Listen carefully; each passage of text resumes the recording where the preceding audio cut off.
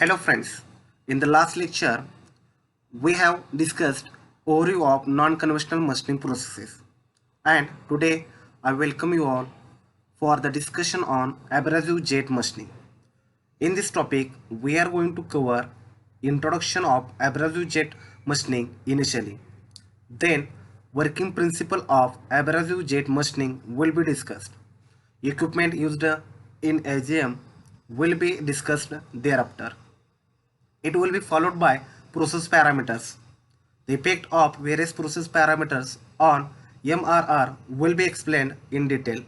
Thereafter, different applications of abrasive jet machining will be discussed one by one. Let us see first point about introduction. As we know that abrasive jet machining is one of the mechanical energy based modern machining processes where the material removal takes place due to erosion of workpiece material by a high velocity streams of abrasives or fluid or both.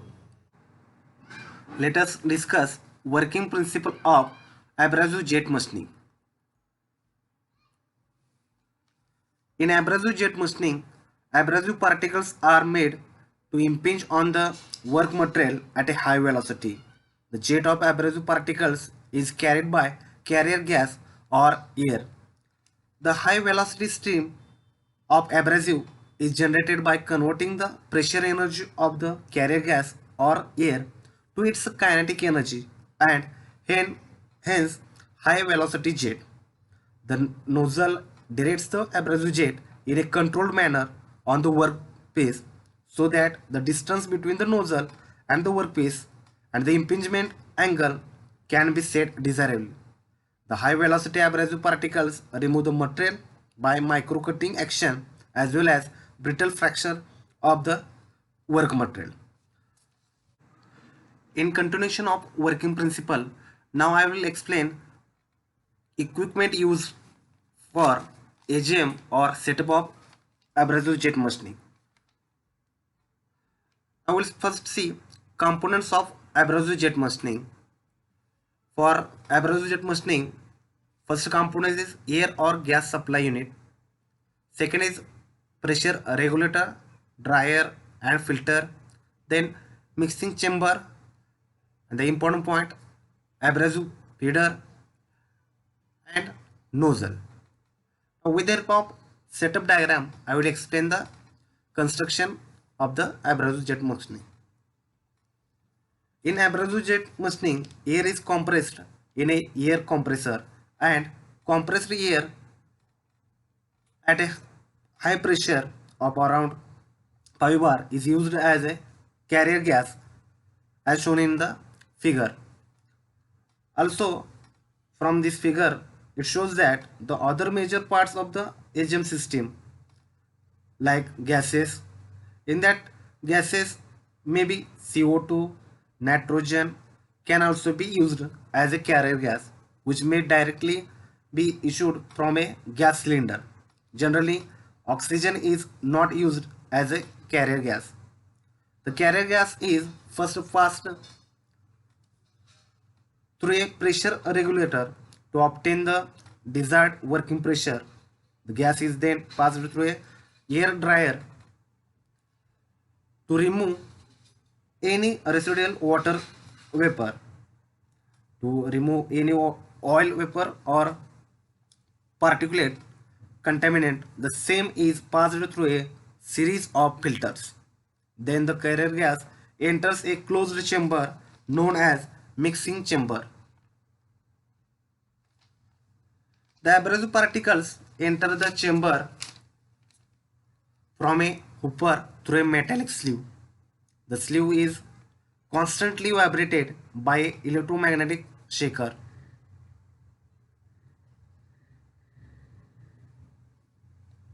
The mass flow rate of abrasive entering the chamber depend on the amplitude of vibration of the sleeve and its frequency. The abrasive particles are then carried by the carrier gas to the machining chamber via electromagnetic on-off valve. The machining enclosure is essential to maintain the abrasive and machining particles in a safe and eco-friendly manner. The machining is carried out as a high velocity near about 200 meter per second. Abrasive particles are issued from the nozzle on a workpiece transferring under the jet. These are the equipments, or you can say setup of the abrasive jet machining. Let us move for process parameters or controlling parameters in abrasive jet machining. These parameters are adjustable and are used to control the process as per the requirement by keeping in mind the type of application and cost consideration. First parameter is abrasive. Type of abrasives used is aluminum oxide or silicon carbide. The abrasive grain used is of spherical shape and having size of around 10 to 50 micron. The mass flow rate is 2 to 20 gram per minute. Second process parameter is carrier gas. Air or nitrogen or carbon dioxide is used as carrier gas. The mass flow rate is proportional to the gas pressure and quality of abrasives used. Air density is 1.3 kilogram per cubic meter and velocity should be maintained 500 to 700 meter per second and pressure should be 2 to 10 bar. Now third process parameter is abrasive jet. The velocity of abrasive jet should be 100 to 300 meter per second and stand-off distance should be maintained 0.5 to 5 mm and impingement angle should be 60 degree to 90 degree. Now we'll see last process parameter is nozzle. The material used for the nozzle is either tungsten carbide or sapphire. The life of tungsten carbide is 12 to 30 hours and sapphire is 300 hours. The shape of the orifice of nozzle may be round or rectangular and have cross-sectional area around 0.05 to 0.2 square mm and internal diameter should be 0.2 to 0.8 mm. The operating angle is 60 degree to 90 degree. This is about the process parameters in abrasive jet machining. Let us move for effect of various parameters on material removal rate of AGM. Typical material removal rate is 16 mm cube per minute for cutting glass and minimum width of cut can be 0.1 mm and accuracy of 0.1 mm and surface roughness of 0.2 micron with 10 micron size particles to 1.5 micron with 50 micron size particles can be attained.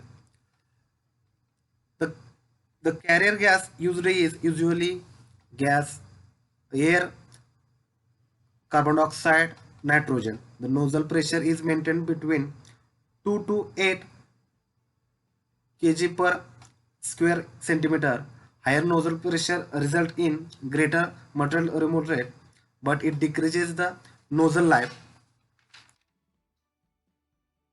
As increases in the value of mixing ratio increases material removal rate, but a large value of material removal mixing ratio may decrease jet velocity and sometimes may block the nozzle. Thus, a optimum value of mixing ratio has to be observed that gives maximum material removal rate. The maximum material removal rate is generally achieved with a flow rate of 8 to 18 gram per minute. Increasing the flow rate above the normal range for a particular nozzle design results in a lower stream velocity and slower MRR. It is desirable to use the lowest acceptable flow rate to conserve abrasives and also to increase the nozzle life. The material removal rate first increases with the increase in the tip distance from work up to a certain limit, after which it remains unchanged for a certain tip distance and then falls gradually. One of the most important factors in abrasive jet machining is the distance between the work surface and the tip of the nozzle. It is called nozzle tip distance or stand-up distance. The nozzle tip distance affects not only the material removal rate from the work surface but also the shape and size of the cavity produced. When the nozzle tip distance increases, the velocity of the abrasive particles impinging on the work surface increases due to their acceleration after they leave the nozzle. This in turn increases the material removal rate. With a further increase in the nozzle tip distance, the velocity reduces due to the drag of the atmosphere, which initially checks the increase in the material removal rate and finally decreases it. Now we'll see last part of this lecture, that is applications of abrasive jet machining. Abrasive jet machining is used for drilling holes of intricate shapes in hard and brittle materials, also for machining fragile or brittle and heat sensitive materials. Abrasive jet machining is useful in the manufacture of electronic devices, deburring of plastics, making of nylon and Teflon parts, marking on electronic products, permanent marking on rubber utensils, deflecting small castings, cutting titanium foil, and drilling glass vapor. It is also used for engraving registration numbers and on the toughened glass used for car windows. This process is also used for drilling, cutting, cleaning and etching purpose. Again, this AGM process is used for micro machining of brittle materials. This process is also used for frothing glass surfaces and cutting thin sectioned fragile components. This is about the abrasive jet machining. Please follow us on Facebook as well as please subscribe our YouTube channel. Thank you. Hopefully you might have enjoyed the lecture. Then please do like the video and know your thoughts in comments. Please do share this video among your friends and don't forget to subscribe to our channel. After subscription you can press the bell icon to never miss the notification regarding our new videos. Thank you so much.